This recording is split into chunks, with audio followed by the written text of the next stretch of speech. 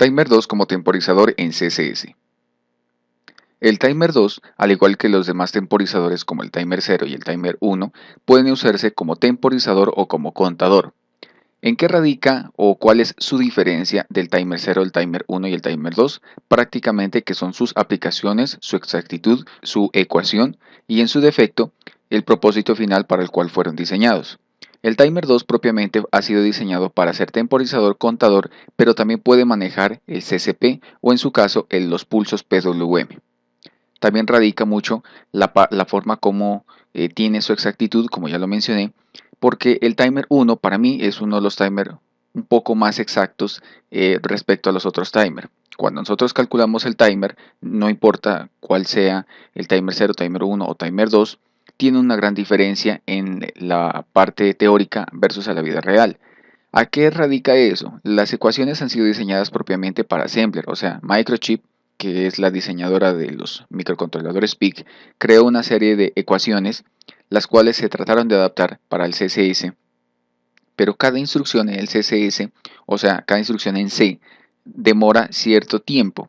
En esta ecuación, o las ecuaciones que se trabajan, normalmente ya han tenido en cuenta el tiempo que se demora, pero en Assembler. En CSS como tal, el tiempo cambia, o sea, la temporización cambia muy bruscamente. Por ejemplo, si calculamos un timer y el timer nos da que debemos cargar un valor del TMR de 200 y en realidad toca cargarle de 250, o nos dio que es de 10, toca ajustarlo a 150 o 200. Entonces los cálculos como tal no, sí se pueden aplicar, pero en realidad toca hacerle pequeños ajustes hasta llegar al valor óptimo deseado. Esto se va a presentar tanto con el timer 0, timer 1 y timer 2. Al que menos ajustes se le realiza es al timer 1. Este timer trabaja con 8 bits, o sea el TMR2. Ambos registros pueden leerse y escribirse. ¿Qué quiere decir eso? Se puede leer en el caso que yo active el timer y espero simplemente que él se desborde. O en su defecto, puedo activar el timer, no le coloco un límite, simplemente espero que él siga contando, contando, acumulando hasta que obviamente el timer se acumule, su contador como tal. Pero antes de que se llene, se dispare, yo puedo leer ese timer. ¿En qué caso yo lo puedo hacer? En casos de tener pequeñas señales. Un ejemplo, necesito leer un ultrasónico. La señal de un ultrasónico es muy pequeña, por tanto disparo el timer, espero que haya un rebote por uno de los pines y apenas haya esa interrupción, el timer deja de leer y, perdón, de actuar, lo leo y ese valor lo almaceno en una variable. ¿Cuándo lo puedo escribir? Cuando yo le digo que el timer quiero que comience desde X valor a decrementarse o a incrementarse en su defecto dependiendo de la aplicación que nosotros queramos hacer. El timer 2 se diferencia de los demás timers por tener prescaler y postscaler. El prescaler es programable por programa, tiene las escalas 1.1, 1.4 y 1.16. En los ejemplos que hemos realizado, el 1.1 no lo he tomado como ejemplo porque es el tiempo mínimo, pero obviamente se lo debe tener en cuenta. En el postscaler también es programable por programa, tiene la escala 1, 2, 15 y 16. La interrupción es controlada por PR2. El módulo SSP utiliza opcionalmente el timer 2 para generar una señal de reloj. El TMR2 se puede emplear como base de tiempo para la modulación en ancho de pulso PWM mediante el módulo CCP, como lo mencioné en un inicio. Modo del timer 2.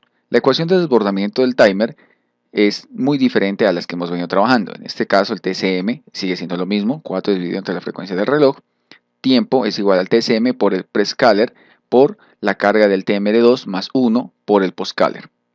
Donde tenemos el setup timer 2, tenemos el modo, periodo y postcaler. Donde periodo es un valor entero de 8 bits de 0 a 255 para registro del PR2. El postcaler es el valor entre 1 a 16 y el modo afecta a los bits 2 del registro T2CON. Es recomendable leer un poco acerca de los registros como tal, o sea, cómo se los lee y cómo se los interpreta. Eso se encuentra por lo común en las hojas de datos. Recomiendo bastante los libros de Assembler, porque en los libros de Assembler está explicado de una forma muy detallada el manejo de los registros. En este caso nosotros en C lo hacemos de forma transparente. ¿Qué quiere decir eso? Significa que no requerimos estar manipulando tanto lo que son los registros, porque eso se manipula ya con las instrucciones que nosotros estemos utilizando. pero es bueno saber el por qué y el cómo se manipulan estos registros y para qué se están manipulando y cómo los podremos hacer de forma manual en algún caso que nosotros queramos hacerlo sin necesidad de utilizar el C. En esta pequeña tabla podemos ver las instrucciones que se van a utilizar para timer 2. En la tabla como tal hay un error, ahí dice T1. Esto es un error que prácticamente está descrito casi en todo lado, pero desde mi punto de vista es un error porque no es T1, es T2. Es T2 diseñable, T2 div, B1, 4 y 16, que son la tabla para el prescaler como tal que se va a utilizar. Cuando nosotros decimos modo lectura y escritura, aquí tenemos las dos formas, getTimer, o sea, obtener el valor del timer y almacenar un valor, o en su defecto, nosotros podemos cargar un valor en setTimer. Ejemplo para calcular el timer 2 cuando el prescaler es de 4, el postcaler es 16, con tmr2 igual a 0. Entonces, como ya lo habíamos mencionado, aplicamos la ecuación, nos da un microsegundo, reemplazamos la ecuación un microsegundo, hemos dicho que el prescaler va a ser de 4, el TMR2 es 0, 0 más 1 por 16. Eso nos da un tiempo de 0.064 milisegundos o 64 microsegundos. Cabe destacar, como ya lo mencioné, que estos tiempos por lo común, si los simula en Proteus, no son muy exactos. Hay que hacerle pequeños ajustes y entre más pequeño sea el tiempo, más desajuste va a tener como tal. Entre más grande es más probable que sea más exacto. Aquí he realizado un pequeño ejemplo con las tablas, los postcaler, prescaler 4, 16, para 2, 15 y 16, lo he repetido en bloques para que nos demos cuenta cuáles serían los tiempos que más o menos podríamos estar trabajando, dependiendo de la opción o de la selección del prescaler y el postcaler.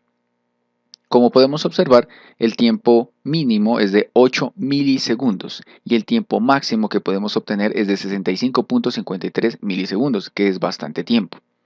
No recuerdo exactamente en cuál de los timers que hemos trabajado podemos también obtener casi 65 milisegundos, pero si se dan cuenta, tiene una gran variación de tiempos. Por eso podemos trabajar perfectamente el PWM. El timer 2 como temporizador. Para configurar el timer 2 en modo temporizador se puede utilizar la función setupTimer2. Por ejemplo, ahora sí viene corregido T2div bn, donde T2bn configura el prescaler en función de n, donde x es el valor que nosotros podemos cargar y donde n puede tomar cualquiera de los valores. Ejemplo del timer. Tenemos la estructura general como lo hemos venido trabajando. Int timer 2, hacemos el void tmr2 donde nosotros ejecutamos el código de interrupción. Vamos al main, vamos a setup timer 2, t2div bn, donde vamos a escoger, como ya lo mencioné, cualquiera de los parámetros establecidos. Cargamos el timer, habilitamos la interrupción del timer 2, habilitamos la interrupción general y queda el ejercicio como tal. Miremos un ejemplo muy sencillo del timer 2. Generar una interrupción cada 500 microsegundos, pero utilizando el reloj interno del microcontrolador, un prescaler de 4 y un postcaler de 1. Para su defecto, hacemos los cálculos, necesitamos que se ejecute cada 500 microsegundos, entonces hacemos el cálculo de 1 microsegundo por 4 por el TRM2, vamos a despejarlo, vamos a mirar en qué valor debemos cargarlo, más 1 por el postcaler que es 1. Eso nos da un valor que debemos de cargar de 124. O sea que para cargar el timer usamos setTimer y cargamos 124. Aquí hago una pequeña aclaración. Si cargamos 124 no da el tiempo ya que esto es para ACM, o sea para Assembler. Por tanto se debe reconfigurar para eso el timer 2, que en su defecto va a ser un valor mucho más pequeño que lo estipulado. ¿Cómo se logró eso? Eso va prácticamente de la experiencia, o sea, de ir ensayando el valor y de tratar de ver si en Proteus genera el código o el tiempo específico que nosotros deseamos. Si en su defecto no lo da, entonces nosotros vamos disminuyendo el timer hasta obtener un tiempo deseado. Miremos un ejemplo práctico. Aquí tenemos un ejemplo básico con el que hemos venido trabajando en Proteus, que es el manejo del puerto D, el pin 40, que es por donde estoy haciendo la visualización de las interrupciones. En este caso estamos en modo temporizador y tenemos un osciloscopio y tenemos el PIC 18F4550. Vamos al código. Tenemos el código principal, la cabecera, que ya es lo mismo. Aquí tenemos donde vamos a realizar la interrupción. In timer 2, void timer 2 ISR. Insisto, esto usted lo puede cambiar, le puede cambiar el nombre que usted quiera. No tiene que ir timer 2, los voids son opcionales. Colocamos output toggle como lo hemos venido realizando del pin 7 y cargamos el timer, en este caso con 11. Voy a darles un ejemplo cuando carguemos con 11 y cuando carguemos con el valor que nos dio, que es 124. Damos output low, que garantizamos que el pin va a arrancar en 0. Simplemente es una opción para evitar de pronto saltos esporádicos o en su defecto requerimos que arranque en 0 o podemos colocarlo en 1 si se requiere que él arranque en 1. Luego cargamos el timer 2, tip 2, bit 4. ¿Por qué 4? Porque 4 fue el prescaler que nosotros obtuvimos, 124 fue el TRM y este es el postcaler que es el 1. Así es la forma como lo podemos leer. Luego set timer, cargamos con 11, lo precargamos, habilitamos la interrupción, habilitamos las interrupciones globales, hacemos el while, donde estará ejecutándose nuestro programa. Lo compilamos, ya está compilado. Ahora sí, nos vamos a Proteus, cargamos, temporizador timer 2, damos OK, damos play. Y aquí está el circuito funcionando normalmente en el puerto D. Y en su defecto acá está funcionando en el pin B7.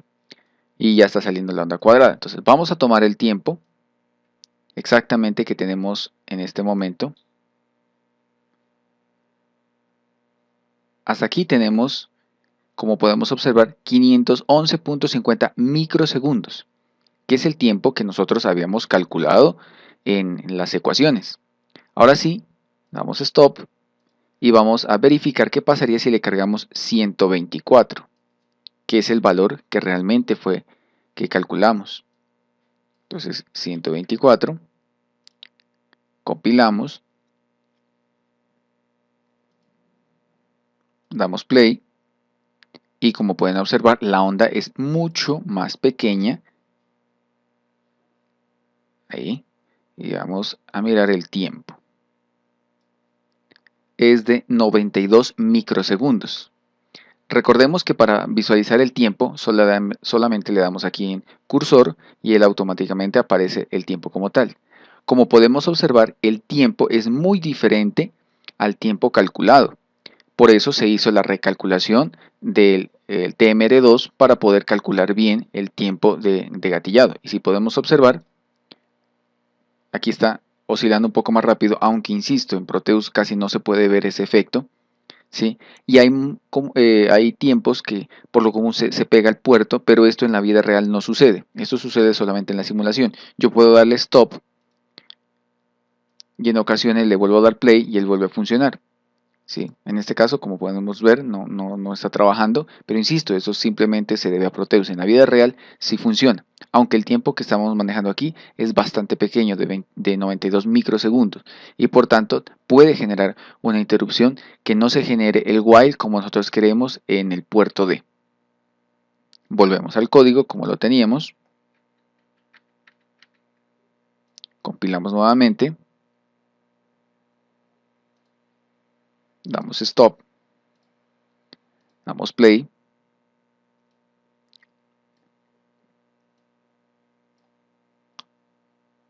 y ahí ya está trabajando el puerto. Esto puede ser de dos maneras, ¿no? Yo ya lo ensayé de forma práctica, el puerto realmente no se pegó, pero no pude saber con exactitud si el tiempo que yo le di aquí en el timer, en el puerto D, que es de 1 segundo, se ejecutó o no se ejecutó. No contabilice porque 1 segundo es muy poquito, tocaría colocarle más tiempo para ver si se puede seguir ejecutando. Igualmente, él puede hacer las dos temporizaciones a la vez, ejecutar el desbordamiento y ejecutar el timer que está acá. Pero pueden haber unos pequeños cambios porque él se dedica a una de las dos funciones y deja de lado la función principal que está realizando. Entonces el tiempo que se genere en el puerto D puede cambiar relativamente dependiendo de la temporización del timer. Los manejos de timer como temporizador son muy sencillos. Simplemente siga las recomendaciones que les estoy dando respecto a recalibrar los timers. En todos los ejemplos que hemos realizado lo hicimos de forma normal. ¿sí? Lo que él daba, eso fue lo que estuvimos realizando. Pero en algunos ejemplos puede dar, en otros no. O sea que hay que tener en cuenta esas aclaraciones. Lo hice en este video final con el fin de que no nos confundamos desde el inicio, simplemente adquiramos la idea, se mire cómo se hace el cálculo del timer y lo sepamos aplicar en los ejemplos que hemos venido realizando. El 124 en el ejemplo lo cargué, pero lo que varié simplemente fue el setTimer 2, o sea, el TMR2, eso fue lo que varié, pero el 124 lo dejé intacto, o sea, en esta ecuación va igualito, no se cambia para nada, simplemente se cambia aquí. O sea, aquí en realidad tiene que ir 124, simplemente que irle cambiando el valor, lo alcé a 200, lo comencé a bajar hasta que en valor de 11 fue el valor óptimo donde pudimos encontrar el valor establecido para que nos dé 500 microsegundos, tanto de encendido como de apagado. O sea, en total son 500 microsegundos de encendido, 500 microsegundos de apagado. Eso es lo que va a generar esta señal. Y así nosotros podemos ir cambiando, por ejemplo, con un potenciómetro y hacer que se cambie el tiempo. Y este tiempo lo podemos cambiar y cambiar el ancho del pulso, tanto de forma positiva como de forma negativa. O sea, podemos manipular el tiempo de inicio y el tiempo de apagado. Pero en este ejemplo, con el timer 2, podemos manipular es una onda cuadrada. O sea, como se observó aquí, aquí es una onda cuadrada, tanto de encendido como de apagado. Podemos crear un tiempo que el tiempo de encendido sea uno y el tiempo de apagado sea otro. Eso se puede manipular. Eso no hay ningún problema a la hora de trabajar. Pero hay unas opciones especiales del sistema de microcontrolados PICS que le permite al CCP, o sea al PWM, manejarse. El CCP es una instrucción ya especial de los microcontroladores, pero nosotros lo podemos hacer con output high y output low y crear un PWM.